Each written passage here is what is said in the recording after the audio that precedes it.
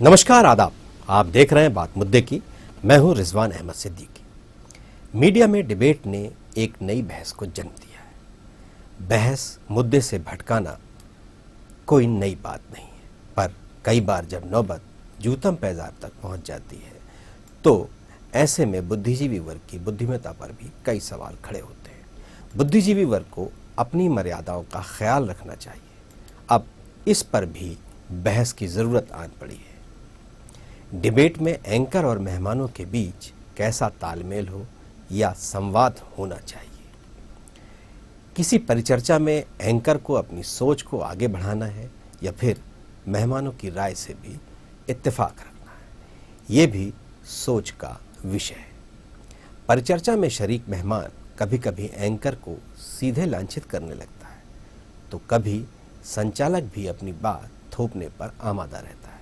हाल ही में एक प्रतिष्ठित राष्ट्रीय चैनल की एंकर और सत्ताधारी दल के प्रवक्ता के बीच हुई तीखी नोकझोंक खासी चर्चित है और जो परिचर्चा की मर्यादाओं को ठेस पहुंचाने वाली है। इलेक्ट्रॉनिक मीडिया की परिचर्चा की अपनी कुछ आचार संहिता होनी चाहिए, लेकिन लगता है हमने परिचर्चा को डिबेट यानी वाद विवाद बना दिया है। यही है हमारा आज का विशेष, परिचर्चा की लक्ष्मण रेखा।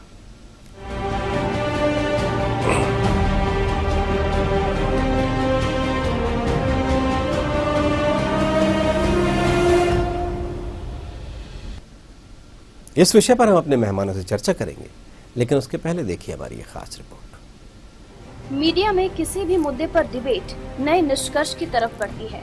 एंकर एक निष्पक्ष मुद्रा में होता है। राजनीतिक पार्टियों को भी अपना पक्ष रखने का मौका दिया जाता है, पर आज डिबेट कुछ और ही हो गई है। टीवी चैनलों में वाद विवाद तो आम बात है, अब तो जूतम पैजार भी होने लगी है। भारत में ही नहीं, विदेशों में भी ऐसा नजारा देखने को मिलता है। एक निजी चैनल के एग्जीक्यूटिव एडिटर और बीजेपी प्रवक्ता संबित पात्रा की बहस ने डिबेट को विवाद में बदल दिया। नौबत यहाँ तक आ गई कि एंकर ने संबित को प्रोग्राम छोड़कर जाने के लिए बोल दिया। You take back the words that you said and you can continue. I'm sorry. No, I'm sorry. I won't take down. I Then will please. not take any words No, back. thank you. You're because welcome I to meant leave. every single You're welcome word. to leave the show. No, I would not leave. I'm I sorry, would Sambit, sit not through gonna the show accept it. And expose the show throughout. I would expose the show throughout. All right. Well, then I'm going to take a break, and I'm sorry. I'm not going to go to you. I'm going to go to the other spokesperson because I'm not going to accept that. बात चल रही थी beef पर, जब anchor ने BJP के राष्ट्रीय प्रवक्ता संबित से बीफ पर सवाल पूछा तो उल्टा संबित ने टीवी चैनल पर ही आरोप लगाना शुरू कर दिया और विवाद बढ़ गया। वाद विवाद में कई ऐसे और भी मौके दिखे हैं जब एंकर और पार्टी प्रवक्ता आपस में भिड़ गए हों। यहाँ तक कि पार्टियों पर कई गंभीर आरोप भी लगाए गए, तो कभी दो पार्टियों के प्रवक्ताओं के बीच विवाद ही निजी नजर आने लगा। यहाँ तक कि डिबेट में इनवाइट करने से पहले ही पार्टियों के प्रवक्ता अपनी मर्जी के दूसरे पार्टियों के प्रवक्ताओं की डिमांड कर देते हैं। टीवी डिबेट में एंकर और मेहमानों के बीच कैसा तालमेल या संवाद होना चाहिए? किसी डिबेट में एंकर को अपनी सोच को ही आगे बढ़ाना है या फिर मेहमानों की भी राय से इत्तेफाक रखना है? ये भी बड़ा सवाल है। डिबेट एक सकारात्मक पक्ष को उजागर करे और देखने वाले को इससे कुछ सीखने का मौका मिले, या कहें तो उस सब्जेक्ट को अच्छी तरह से समझा जा सके। बुद्धिजीवियों की ये बहस कितनी मर्यादित होनी चाहिए, अब तो इस बात पर भी बहस की जरूरत महसूस होने लगी है। News world desk. इस विषय पर हम अपने मेहमानों से चर्चा करेंगे। हमारे साथ भारतीय जनता पार्टी के राकेश शर्मा, कांग्रेस के जितेंद्र मिश्रा, वरिष्ठ पत्रकार राजनीतिक समीक्षक अग्निबाण से राजेश सिरोटिया और वरिष्ठ पत्रकार मनोज सैनी। आप सभी का बहुत बहुत स्वागत है। मैं सबसे पहले राजेश जी आपसे ही इसको समझना चाहूँगा। यूँ तो जब हम देश में चर्चा करते थे तो दूरदर्शन के दौर में हम इसे परिचर्चा कहते थे। अब परिचर्चा से वो डिबेट तक पहुंच गई, इसलिए कि हम पर पाश्चात्य मीडिया का बहुत असर है।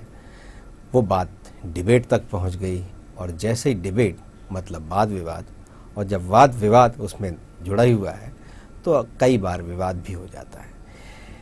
एंकर को अपनी किस तरह की मर्यादाओं का ध्यान रखना चाहिए और जो गेस्ट है या जो मेहमान है उसे भी क्या ध्यान रखना चाहिए, इसलिए कि बहस कई बार बहुत निजी स्तर तक चली जाती है। पार्टी लाइन से बाहर निकलकर बैठे हुए जो लोग हैं वो एक दूसरे को लांछित करने लगते हैं। कैसे देखते हैं आप इसको और किस तरह की आचार संहिता होनी चाहिए?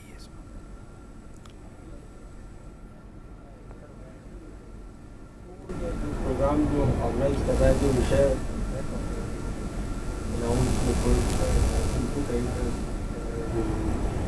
उनको विषय के मुताबिक विशेषज्ञों को और पार्टी में जो अगर दोनों पार्टियों की राय की जरूरत है तो उस विषय पर विशेषज्ञता रखने वाले पारंगत विशेषज्ञ प्रवक्ताओं को ही बुलाना चाहिए ताकि बात सार्थक बहस हो। बहस होने में कोई विरोध नहीं है, लेकिन जो होने लगती है, एकदम तैयार होने लगता है और अपनी बात दूसरे पर पूछने वाली बात होती है, वो तो नहीं होना चाहिए नंबर एक प्रवक्ताओं के लिए। लेकिन एंकर को भी जो है कोई पक्ष बन के वहाँ पर बहस नहीं करना चाहिए।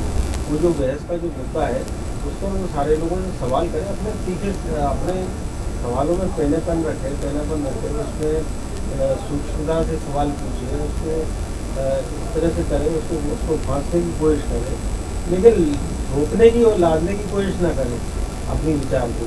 क्योंकि एंकर हो या एडिटर हो उसके लिए कोई वो बिल्कुल जरूरी नहीं है कि वो अपने विचार को करें। उसका अपना विचार है तो अपने विचार अपने ब्लॉग में, अपने एडिटोरियल में, अपने सारी चीज़ में वो लिख सकता है।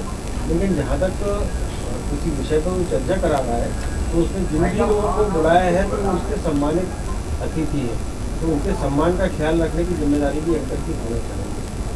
यही मेरा उत्तर। बिल्कुल राजेश सिसोदिया, सबको एक आचार संहिता का पालन करना चाहिए, मर्यादाओं का पालन करना चाहिए, विषय से नहीं भटकना चाहिए। बहुत महत्वपूर्ण है ये, किसी भी एक परिचर्चा को सही दिशा में ले जाने के लिए। और ये शुरुआत ही हमने की है कि हम परिचर्चा को हमने डिबेट कर दिया, और जब डिबेट करते हैं तो वही जो मैं कह रहा था, वाद विवाद, और बार बार वाद विवाद होता है। कई बार टीवी में ऐसे नज़ारे देखने को मिलते हैं जो बहुत ही शर्मिंदा करते हैं, शर्मनाक हैं। हम जिस तरह के अपनी स्क्रीन में दिखा रहे हैं, कई ऐसे मामले हैं कि बात करते करते अचानक दो लोग लड़ने लगते हैं, अचानक एक दूसरे को पीटने लगता है, और ऐसी जो बहुत ढेर सारी चीज़ें हम देखते हैं वो अक्सर हमें उस बहस की सार्थकता पर कई तरह के प्रश्न लगाती है और हमें चिंता में भी डालती है। कैसे देखते हैं राकेश शर्मा आप इन चीज़ों को? बहुत ही व्यक्तिगत हो जाना, आप भी अक्सर डिबेट में जाते हैं, बहुत ही व्यक्तिगत हो जाना, आपस में बहस करने लगना, और इस तरह से किसी होस्ट को, किसी गेस्ट को ये कह देना कि आप चले जाइए, इस तरह की नौबत आती है, बड़ी अप्रिय स्थिति है। आप क्या कहेंगे इसको? देखिए रिजवान भाई, मुझे लगभग 10 साल से अधिक समय हो गया है विभिन्न चैनलों पर जाते समय, डिबेट में भाग लेते समय। पर मैं एक बात यहाँ पे स्पष्ट कहना चाहता हूँ कि आपने जो विषय रखा है लक्ष्मण रेखा, वो होना चाहिए और उसका पालन सबको करना चाहिए। पर मुझे कुछ समय से ये देखना लगा है कि एक नेशनल चैनल के वरिष्ठ पत्रकार हैं अर्नब गोस्वामी, वो जिस तरह से अपने गेस्टों पे चिल्लाते थे, जिस तरह से माहौल बनाते थे, तो चर्चा में रहते थे। आजकल कुछ जगहों पर, चैनलों पर जो बैठते हैं वो अर्नब गोस्वामी बनने का प्रयास करते हैं। मुझे ये लगता है कि अगर आपने डिबेट के लिए बुलाया है तो कांग्रेस हो, चाहे बीजेपी हो, चाहे माननीय पत्रकार बंधु आते हैं या विषय के विशेषज्ञ आते हैं, उनको मैदान में छोड़ देना चाहिए खेलने के लिए। अगर कमेंटरी जाकर मैदान में हस्तक्षेप करने लगेगा बार बार तो वो मैच कभी नहीं हो पाएगा। मैं दूसरी बात और कहना चाहता हूँ, देखिए वो कमेंटेटर भी है और रेफरी भी है, उसका काम यह है सीटी बजाकर आपको रोकना है, आप लाइन से बाहर मत निकल जाए। नहीं, ये फाउल होगा तो वो दिखाएगा भी, बहुत तरह की भूमिकाओं में होता है। नहीं, मैं इस बात से सहमत हूँ, पर रिजवान भाई मैं आपसे पूरी तरह से इस बात पर सहमत हूँ कि रेफरी का काम करना चाहिए, पर रेफरी का काम ये नहीं होता कि वो गोल मारने लगे, गोल रोकने लगे। बिल्कुल, कई बार मैंने ये देखा है कि एंकर ये कोशिश करने लगते हैं कि कांग्रेस का पक्ष कमजोर आ रहा है या बीजेपी का पक्ष कमजोर आ रहा है, तो वो उसकी तरफ से पुश करने लगता है, थोड़ा सा माहौल बनाने का प्रयास करने लगता है। और जब वो माहौल बनाने का प्रयास करने लगता है तो एक आदमी को जरूर तकलीफ होती होगी, जो दो लोग बैठते हैं, और जिसे तकलीफ होती है तो वो उत्तेजित होता है, और उत्तेजित होता है तो माहौल खराब होता है। तो मुझे लगता है कि सबसे ज्यादा दायित्व एंकर का होता है। अगर वो चाहे तो डिबेट खराब नहीं हो सकती, वो बहुत अच्छी डिबेट हो सकती है। बिल्कुल राकेश जी। जितेंद्र, आप क्या कहेंगे? मेरा ये कहना है साहब कि एंकर का ये दायित्व होता है कि वो माहौल वो सद्भाव बना के रखे। अभी मैं राकेश शर्मा जी की बात सुन रहा था, आदरणीय सिरोठिया जी की बात सुन रहा था, मैं इससे सहमत हूँ कि एंकर की बड़ी जिम्मेदारी होती है कि वो माहौल को सद्भाव बना के रखे। लेकिन उससे भी बड़ी जिम्मेदारी इस समय जो सत्ता पक्ष का प्रवक्ता होता है उसकी जिम्मेदारी होती है, क्योंकि विपक्ष सवाल करता है, उस पर यदि जवाब नहीं आता है तो विपक्ष उस पर सप्लीमेंट्री क्वेश्चन लाता है, उसको लेके सत्ता पक्ष का प्रवक्ता अगर उत्तेजित होता है तो माहौल को गर्म होने की शुरुआत वहां से होती है। जी, आपको लगता है कि सत्ताधारी दल जो है वो ज्यादा जिम्मेदार है, लेकिन उस डिबेट में बुद्धिजीवियों को आमंत्रित किया जाता है। ज्यादातर वो लोग होते हैं जो अपनी अपनी विचारधारा को बहुत अच्छे से समझते हैं, अपनी पार्टी का पक्ष बेहतर ढंग से रख सकते हैं, लंबा उनका अनुभव होता है, और ऐसे लोगों को इसीलिए आमंत्रित किया जाता है। और हर पार्टी एक पैनल तैयार करती है, और पैनल भी बड़ी सावधानी पूर्वक तैयार किया जाता है। तो ऐसे समय में सबसे इस तरह की अपेक्षा होती है कि वो चर्चा को सही दिशा पर ले जाएं और उसको सही ढंग से ले जाएं। क्या कहेंगे जितेंद्र आप? नहीं, मेरा ये कहना है कि आप सही कह रहे हैं, लेकिन सत्ता पक्ष की जिम्मेदारी ज्यादा बनती है, कुछ अधिक है, क्योंकि वो जी सीधी सी बात है। जी राकेश जी मुस्कुरा रहे हैं। राकेश जी, जिम्मेदारी तो बनती है आप। सुचिता की बात देखिए, मैं एक बात कहना चाहता हूँ कि मैं माननीय मिश्रा जी मेरे साथ कम से कम 10 डिबेट में भाग ले चुके होंगे, पर आपको कभी ये लगा होगा कि सत्ता पक्ष की तरफ से आपको जवाब नहीं मिला? मैं आम बात जो कर रहे हैं ना, मैं रिजवान भाई से पूर्णतः सहमत हूँ कि जिस व्यक्ति को जिम्मेदारी दी जाती है बहुत सोच समझ के और बहुत पार्टी स्कैनिंग करने के बाद किसी व्यक्ति को जिम्मेदारी देती है। चलिए मैं आपके इस वाद विवाद से आगे बढ़ता हूँ, इसलिए कि परिचर्चा में हमको चलना है। इससे आगे बढ़ते हैं, मनोज सैनी हमारे साथ है। मनोज सैनी बंसल न्यूज में न्यूज एडिटर रहे हैं, टीवी के बहुत पुराने पत्रकार हैं, हमने बहुत लंबे समय तक काम किया है, और खास तौर से टीवी की इस तरह की डिबेट जो है, इससे कहीं अधिक चुनौती उस डिबेट में होती है जो खास तौर से चुनाव के दौर में होती है। और मैंने और मनोज ने, हमने दोनों ने उसको बहुत ढेर सारी डिबेट की है। कई बार तो दोनों पक्ष आपस में सामने खड़े होकर जिंदाबाद मुर्दाबाद और लड़ने पर भी आमादा हो जाते हैं। और ऐसे समय में एंकर जो है वो निष्पक्ष और तटस्थ भाव से जब चीज़ों को आगे बढ़ाता है तो पूरी भीड़ एक तरफ हो जाती है, रुक जाती है, थम जाती है। मनोज, क्या लगता है आपको कि ये इस तरह की कुछ कमी सी होती जा रही है? और ऐसा ये जो विवाद है, अगर मैं कहूँ भी, आज जो हालिया विवाद है संबित पात्रा और निधि राजदान के बीच वाला जो विवाद है, इस तरह की नौबत क्यों आती है?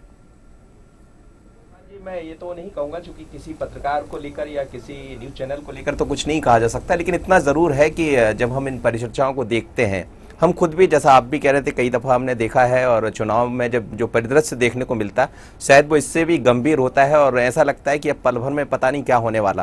लेकिन हमने देखा कि हम देखते ही देखते उसको संभालते भी है, और कई दफ़ा ऐसा लगता है कि शायद हम खुद इसके शिकार होने वाले। लेकिन ये आपके धैर्य का कमाल है, आपको धैर्य और संयम रखने की ज़रूरत होती है।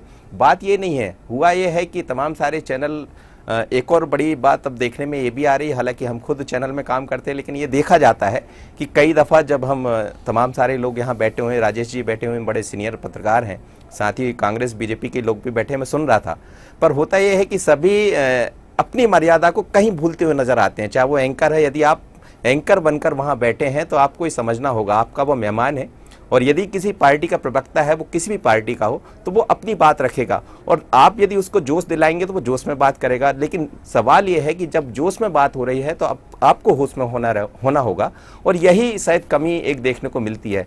देखा जरूर जाता है, लेकिन जो मर्यादा आप लांघने की बात कर रहे हैं वो सभी जगह लांघी जा रही। और अब तो ये विषय, जैसा आपने एक नया विषय, एक नई डिबेट छेड़ दी है कि इस पर ही हम चर्चा कर रहे हैं, ये अपने आप में एक बड़ी परिचर्चा हो जाती है कि चर्चा पर परिचर्चा हो रही है। जी रिजवान। बिल्कुल मनोज, आप अपनी बात जारी रखिए, कुछ अनुभव भी आप शेयर कर सकते हैं हमारे साथ। कई बार ऐसा जो मॉब जिस तरह से अनियंत्रित सा होता जाता है, उस समय कैसे क्या करना, क्या हिकमत अमली करनी पड़ती है?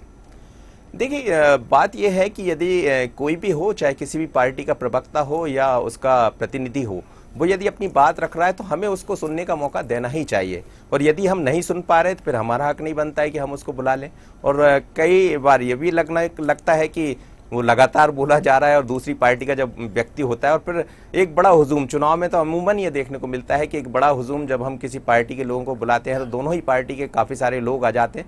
जब हम उनको संभाल पाते तो उसके पीछे ठीक वजह ये होती है कि हम जिस विषय पर चर्चा कर रहे हैं, क्या आप उस विषय को समझ पा रहे हैं। ऐसा तो नहीं कि आप खुद विषय से भटक गए और विषय के अलावा बाकी चीज़ों पर चर्चा जहाँ होती है। ये पहला मामला नहीं है जिस चैनल की आप बात कर रहे हैं। आप देखिए कि कुछ जगह तो ऐसा भी हुआ जब वो एंकर अपनी बात रख रहा था, उसी दौरान एक महाराज के ऊपर सीधा चांटा रसीद कर दिया गया। तो ये सब वही है कि आप अपना धैर्य खोते जा रहे हैं और उसमें बहुत ज़रूरत है धैर्य और संयम की। और आप जिस विषय पर चर्चा कर रहे हैं, कम से कम आप भी उस विषय को समझ लें। यदि आप ऐसे किसी विषय को छेड़ते हैं जिसमें इस तरह के विवाद की स्थिति होती है तो भी आपको समझना है।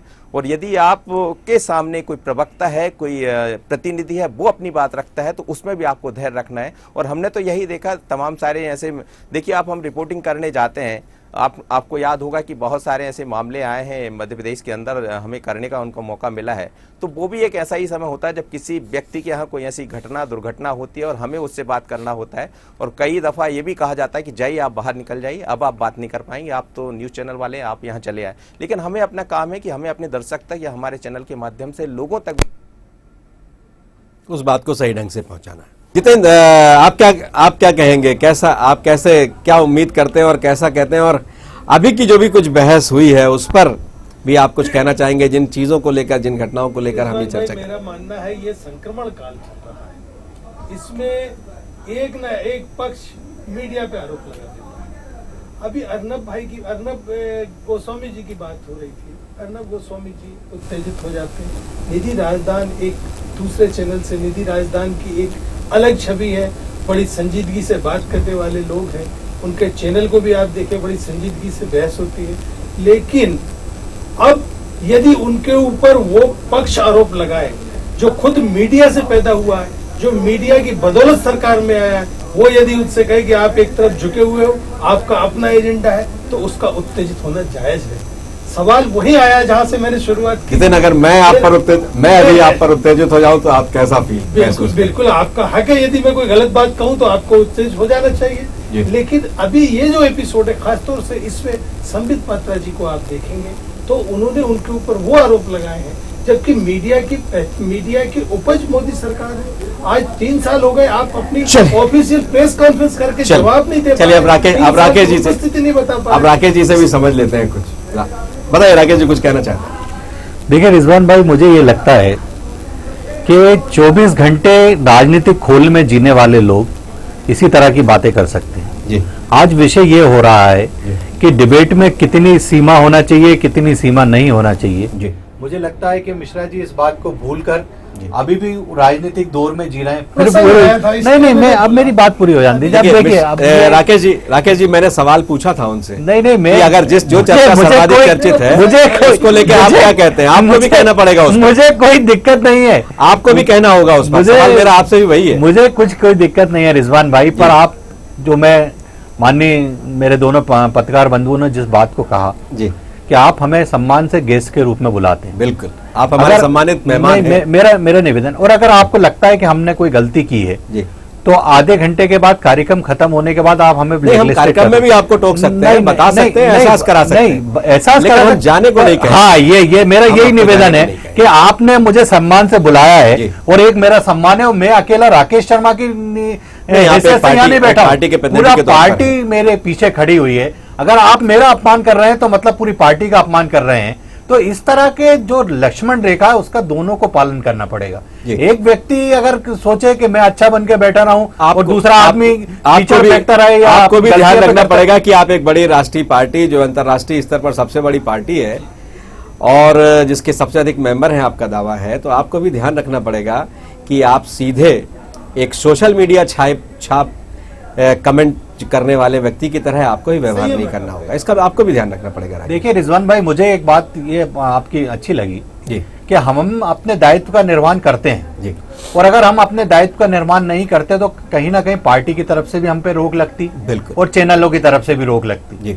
पर मुझे एक बात लगता है कि कभी अगर व्यक्ति को कोई बात बुरी लग रही है और अगर उसने उस बात को कहा है तो उसको आप ये मत सोचिए कि हम आप पे आरोप लगा रहे हैं या आपके चैनल पे आरोप लगा रहे हैं। मुझे लगता है उस बात को गंभीरता से विचार करते हुए एक पक्ष को यह सोचना चाहिए कि इस व्यक्ति ने ये बात एक सवाल आपसे, एक सवाल और करूं। आप सत्ता पक्ष हैं, बहुत अधिक जवाबदारियां आप पर हैं, आपकी फॉलोइंग भी बहुत अधिक है, आपके साथ सत्ता की लालच में भी जुड़े हुए लोगों की बहुत अधिक संख्या है।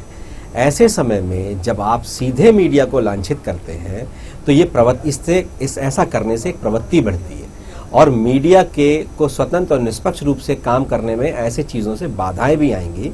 अगर मीडिया के प्रति हमलावर लोग अधिक हो जाएंगे, अगर इस तरह के बातें की जाएंगी, तो आपको लगता नहीं है कि मीडिया की निष्पक्षता, तटस्थता, उस पर कई तरह के हमले होंगे उस पर, और वो तकलीफ होगी और लोकतंत्र के लिए अच्छा नहीं। देखिए रिजवान भाई, आपके प्रश्न पे मैं आपसे ही प्रश्न करना चाहूंगा जी कि ये जो मामला अभी निकल के आया जी संबित पात्रा जी वाला, जी संबित पात्रा जी पिछले कई वर्षों से चैनलों पे जा रहे हैं जी। आपको जितेंद्र जी जब कह रहे थे, आपको कहीं लगा जब जितेंद्र जी कह रहे थे, राकेश जी जब जितेंद्र ये कह रहे थे तो मुझे संबित, वो उनमें आपकी पूरी भारतीय जनता पार्टी तो याद नहीं आई, लेकिन संबित बार बार याद आए, इसलिए कि संबित आज इतने बड़े नेता हैं तो सिर्फ मीडिया की वजह से, इसलिए कि वो मीडिया की परिचर्चाओं में भाग लेते रहे और बड़े बड़े स्तर पर उन्होंने चर्चा का उन्हें अवसर मिला, और इसलिए आज संबित इतने बड़े नेता हैं। नहीं रिजवान भाई, मैं इस बात से तो सहमत हूँ जी कि मुझे 27 साल राजनीति करते हुए हो गए हैं जी, पर जिस 10 साल से जब से मीडिया में आया हूं तो अब ऐसा कोई शहर नहीं है, ऐसा कोई राजनीतिक व्यक्ति नहीं है जो मुझे नहीं जानता हो जी। तो एक बात इससे तो मैं सहमत हूं कि मीडिया का बहुत बड़ा योगदान राजनीतिक क्षेत्र में रहता है। और मुझे एक बात और बहुत अच्छी लगती है कि जब हम राजनीति के क्षेत्र में आए थे तो हमें ये सबसे पहले बात यही समझाई गई थी कि मीडिया और राजनीतिक व्यक्ति का चोली दामन का साथ है, और जब चोली दामन का साथ है तो चोली और दामन को एक साथ रहना पड़ेगा और इस तरह का व्यवहार करना पड़ेगा कि एक दूसरे से दूर नहीं हो, एक दूसरे की इज्जत करनी पड़ेगी। पर मैं बार बार एक बात कह रहा हूं कि किसी व्यक्ति से अगर कुछ बात एक बार हो जाती है तो परमानेंट टेक उस पर नहीं लग सकता कि वो व्यक्ति हमेशा ऐसा करता है। मैं संबित जी की बात जो कह रहा था कि पिछले कई वर्षों से आपने देखा होगा कि तो इस तरह की शिकायत नहीं मिली होगी, तो इसलिए आप एक बात को लेकर प्रोसेशन नहीं बना सकते कि व्यक्ति हमेशा ऐसी काम करता है वो करता है। मैं तो एक प्रवृत्ति पर बात कर रहा था, मैं किसी व्यक्ति पर बात नहीं कर रहा हूँ। मनोज, अंतिम प्रतिक्रिया मैं आपसे इस पूरे मामले में चाहूंगा।